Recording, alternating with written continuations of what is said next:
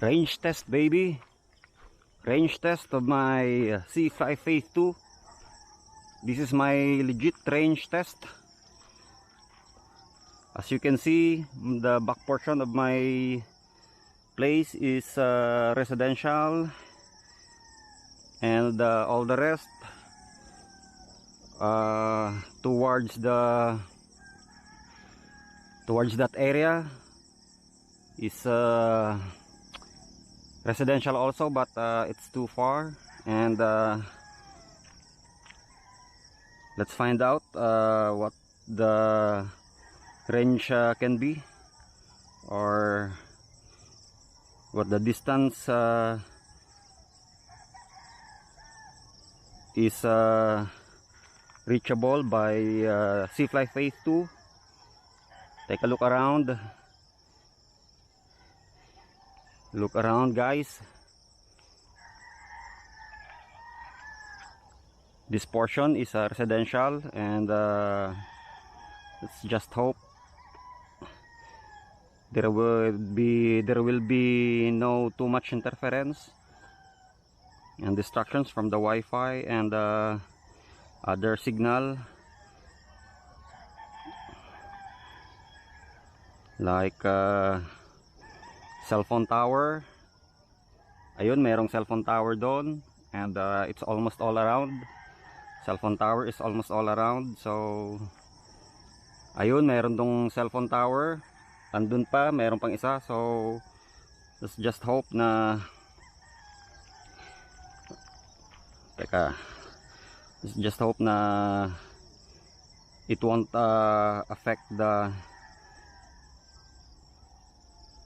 affect the range or the signal of the C-Fly Phase 2, and somehow it won't affect the range, especially the range test of the C-Fly Phase 2. Okay, going back. Okay, I'm gonna clean the lens so that it will capture a clear footage. Okay, I want to do a range test before the sun goes up, before it affects the video, because I will fly directly against the sunlight. So I'm gonna fly as early as possible. Okay, so this is a range test, and 17 satellite lock, 96% battery. So yeah, I think I'm ready. Okay, range test. Okay, oh, I forgot to record. Okay, I'm recording. So I'm going to bring this bird up to like 80 meters possible. Okay, so this is a range test, and 17 satellite lock, 96% battery. So yeah, I think I'm ready. Okay, range test. Okay,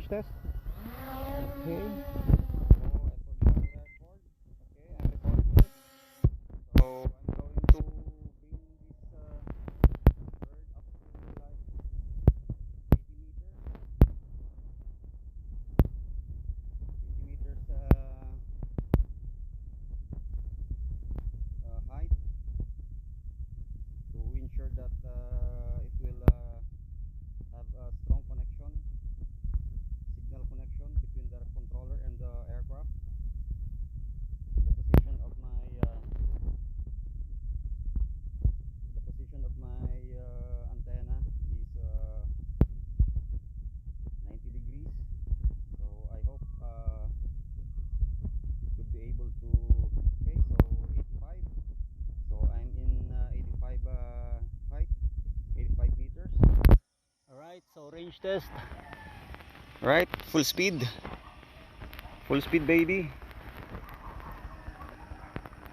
Alright, nice. It's all residential out there. So 97, 100, all residential. So I would okay, 200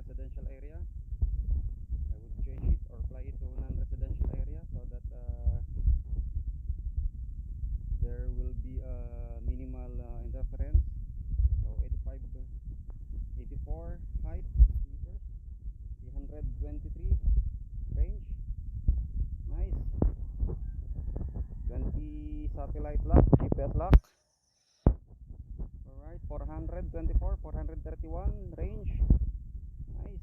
80, 84, so 85. So I add more height, 90 meters. Alright, 500, 566 range. Alright,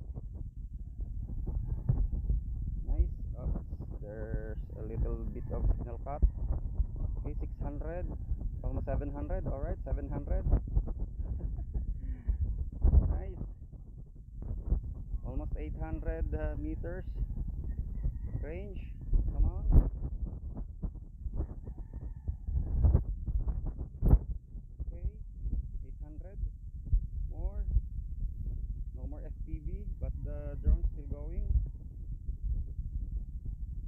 Okay, 900. Come on. Okay, 1000. Almost a kilometer. More than a kilometer. 1100. Nice range. Of course.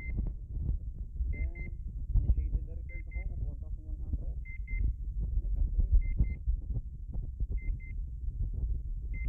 1132.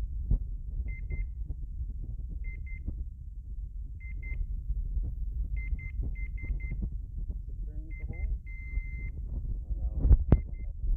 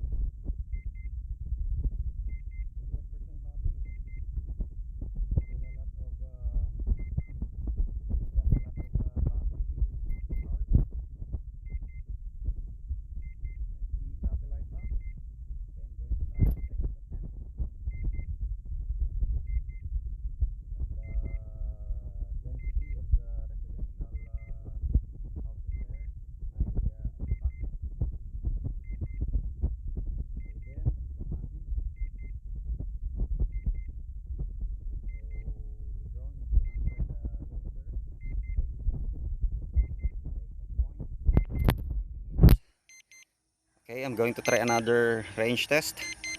Second attempt. I'm not going to let the drone land. So 18. Okay, almost. Okay, she's almost in the takeoff point. So I'm canceling the. Okay, so I canceled the return to home. So another range test. So this time maybe. Okay, another range test. Yeah, another range test, baby. 76% battery, 20% satellite lock. So ayun na siya, papuntang east.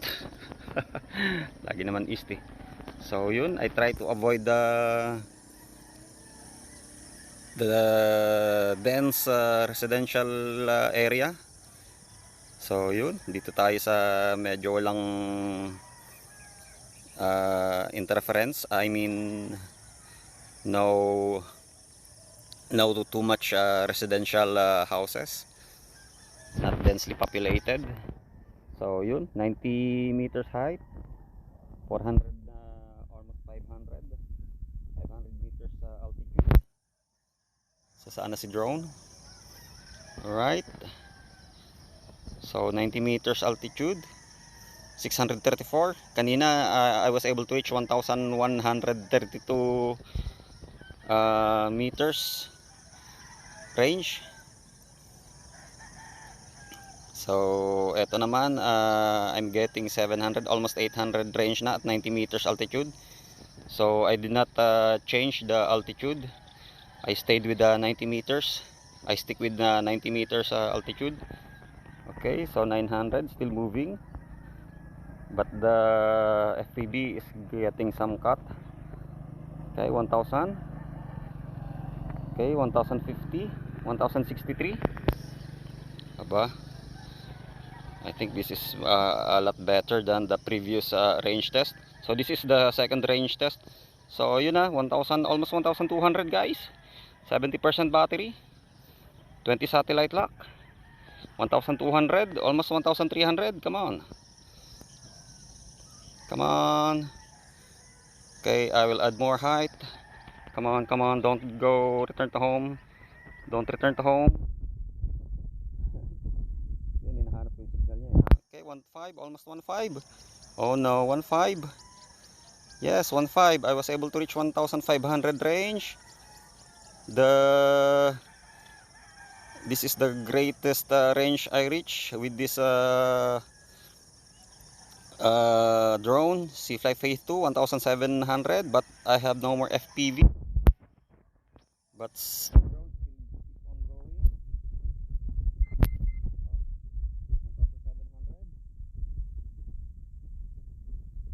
1,700. No more reading. Hindi na gumagalaw yung distance niya. 1,700. Okay, so it returned home at 1,700 range. 1,700 distance. Nag-return to home siya. Alright, so eto na siya, pauwi na. 1,700. So let's just wait for the drone to come back, to return to home.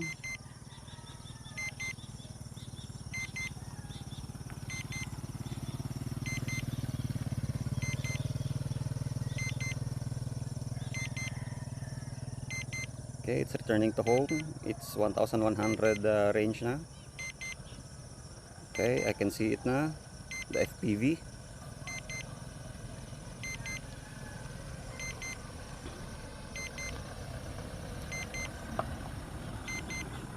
Okay, it's returning to home. 860 meters range, 60% battery. This is the second range test. 1,700 range compared to my previous just right now, just today. My previous range test was like 1,300 meters. So the second range test I reached 1,700 meter distance. So I think I can still do more range. I can still reach, I believe I can still have more range.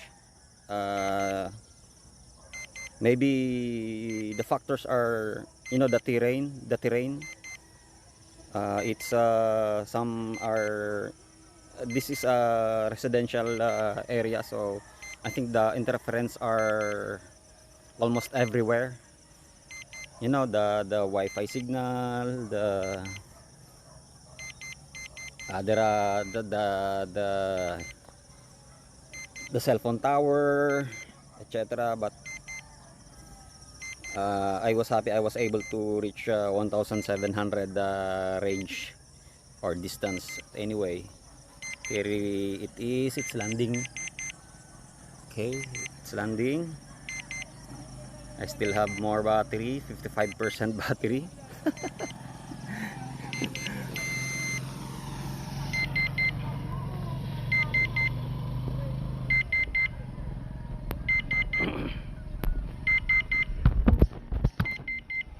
Right, it's coming down, it's landing. Not bad. Anyway, it's okay. I was able to reach 1,700. But still far from the advertised range, which is 5,000 meters. Still very far. I think it's I just hope it's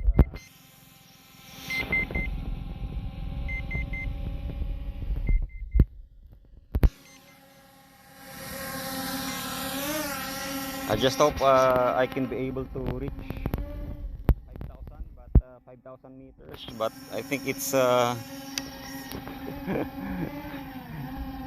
it's almost impossible.